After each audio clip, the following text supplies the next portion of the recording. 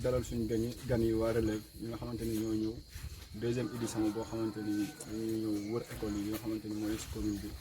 xale ko ba mu set pour ñu mën a yombal ubbi tey jàng tey di leen rafetlu idée boobu bu baax di remercier képp koo xamante ni jàpp na ci journée bi parce que bu doon ñun kese la je pense que du mën a not moo tax ñu ngi remercier ñëpp di ko jaarale si seen coordonnatrice muy Gastamba. Relève nag benn mouvement la boo xamante ni mu ngi ci commune bu Ndiédiène ñun ñoo ko créé nekk ay ndaw nekk étudiant aussi ñoo créé mouvement bi pour def ko mouvement social ñëpp bokk nañ ci am na ay tailleur am na ay maçon am na ay lépp mais ñun ñoo ko créé yàgguñ ko créé ren mooy am 2 ans xaw ma 3 ans bi ñu amee bac lañ ko créé ren mooy 3 ans liñ ci jublu nag mooy développement moo tax instant yi dañuy wër ci école yi setal affaire yi pour ubbi tey jàng tey am ba ñu dégg ñu feneen parce que yu commune bu Ndiédiène kese taxul ñu créé ko bëgg nañ ñu ñuy dégg feneen parce que bëgg nañ bu ñu demee ba ci kanam mouvement bi communal la actuellement ñu régionaliser ko nationaliser ko internationaliser ko parce que am nañ bëgg-bëgg yoo xamante ni génn na Sénégal donc pour loolu soxla nañ ñaan ku ñu ñaanal bu baax parce que bëgguñoo yem fii nii kese te jàpp nañ ne développement du état mooy ñëw pour développer ñu fii nii mais il faut que ñun ñu commencé ba pare xaar état soog a ñëw loolu mooy suñu mbébét parce que dañuy wax ne l'avenir de toute nation repose sur sa jeunesse mais pas n'importe quelle jeunesse celle dotée de caractère noble et d'ambition élevée léegi nag ñun ci jeunesse boobu lañ bëgg a bokk parce que dañ ne réew moo gis ëllëgam mu ngi dépendre ci ay ndawam. population bu Ndiobène Tallene ñuy nuyu ñëpp ku ci nekk ci tur ak sa sant commencé ko ci imam bi chef de village bi principal bi bàyyiwuñ kenn.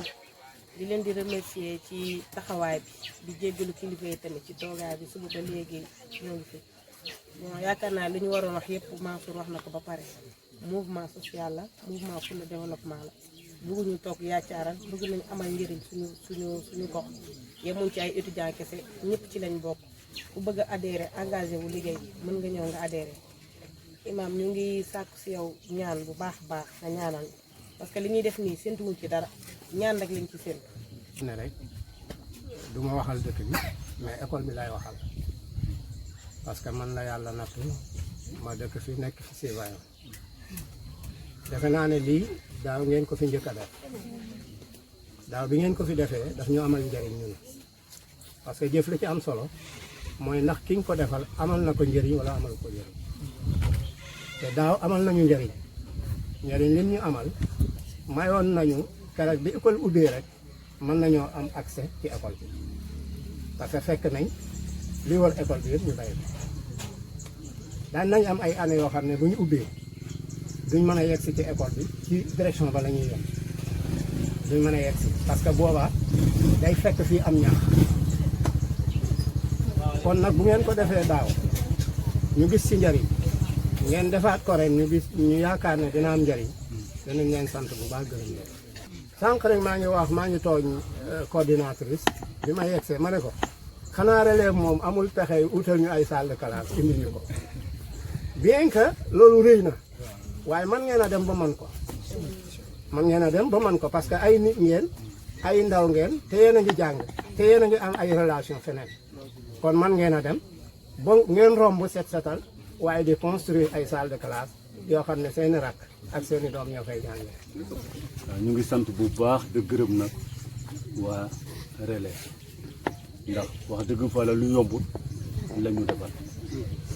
ndax yaakaar naa ne année bi ñu ko njëkk a def directeur lañ jël fay ko 30 000 te teewul ba mu ko directeur sax dañ élèves dañ ko béyaat te mbéy mii ren moo ëpp fuuf bu daaw moo gën a yaatu moo gën a set aussi kon ñaan gi ngeen di sàkku suñu leen ñaanalee yàlla dina ko nangu ndax ku def lu baax yàlla fay la. parce que lii moom wax dëgg la rafetlu nañ ko trop rafet na baax na maa ngi leen di ñaanal yàlla leen fi yàlla may wér yàlla may leen avancement ci baaxu la ak yonent bi lii rek laa ci amal lu wax man dama cee kontaan parce que lii man maa war a oote ne kaay leen béyi CM bi mais tey le fait bi ñu wax ne CM bi day ubbi bu ubbiwoon tey guddi mën nañu commencé jàng parce que booba amul benn problème waaw jërë ngeen jëf maa ngi leen di. salaamaaleykum wa rahmatullah yéen waa amical bi yéen waa commune bi yéen waa Ndiobène Tallene ñu ngi leen di nuyu di leen sant di déggee taxawaay bii li Alaaji wax léegi ne bi Mansour waxee waxam bi dafa yaatu ba lépp xëy na ci soxna fii moo fi ñëwoon daaw taxawaay bii tey moo ñëwaat nii ak yéen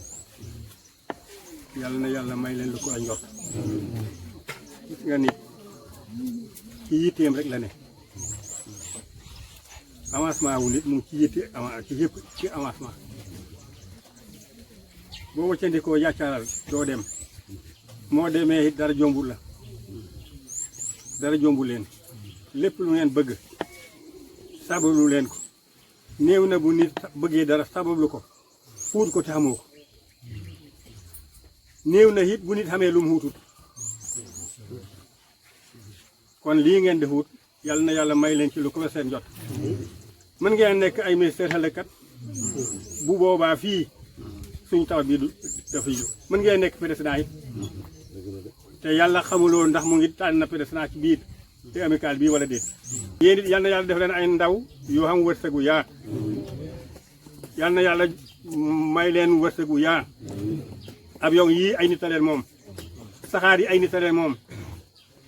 oto yi ay nit a leen moom ay nit ngeen dara jombu leen ci yal na leen ko yàlla defal étage yeeg soxna yu rafet yeeg xaalis bu bëri yeeg jàkkër yu rafet yi yal na leen ko yàlla defal yal na yàlla jox leen wërsëgu yaa yal na yàlla jox leen wërsëg kañ ci dund bi la soxna su rafet ci dund bi la bokk wallaay ci dund bi la bokk jëkkër ju xam xaalis nag jëkkër ju xam xaalis it ci dund bi la bokk te nangu la koo jox bu leen nay nag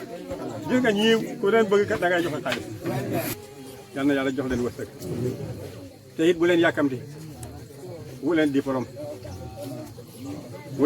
de gis nga xam nga loolu buy maye te xamoo diplôme duñ la ko jox yal na leen fa yàlla yeggale ñu ngi sant de gërëm salaamaaleykum wa rahmatullah ñu jàng benn fatiha déglu leen